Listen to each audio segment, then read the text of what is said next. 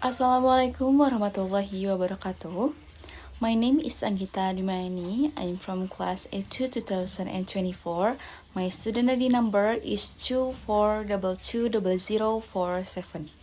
My purpose in making this video is to fulfill my final exam for language acquisition course. And I will discuss the material from the first meeting to final meeting.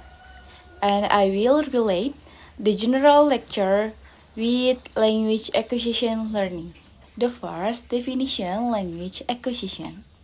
Language acquisition is the natural process of obtaining a language through understanding and interaction without consciously learning grammar rules. It happens subconsciously when a person focuses on meaning rather than on form. After understanding what language acquisition is, we can now compare how it happens in the first and second language. The second material is first versus second language acquisition. First language acquisition occurs in young children as they learn their native language naturally from their environment. Second language acquisition happens after the first language is already established.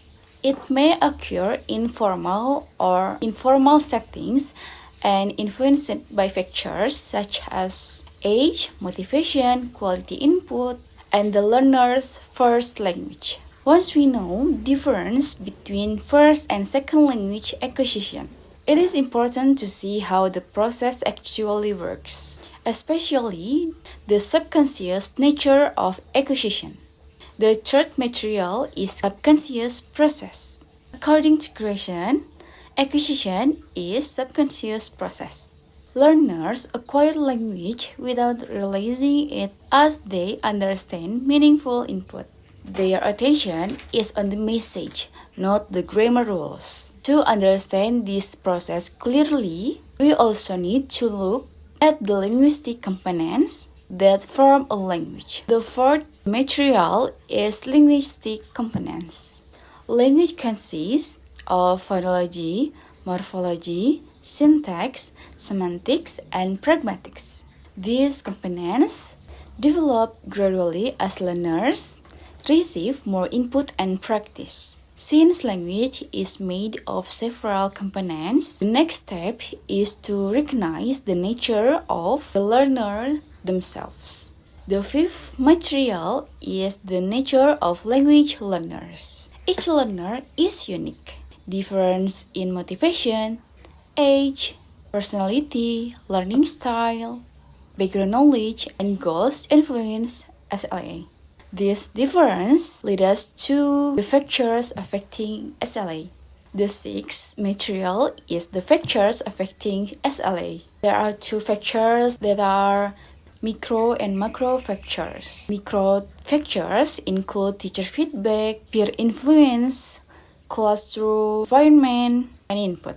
But macro factors include cultural identity, language status, societal attitude, and exposure outside the classroom. Understanding these factors helps explain interlanguage development. The seventh material is interlanguage. Interlanguage is the evolving language system and created by second language learners. Interlanguage is shaped by social use, which leads to social and discourse aspects.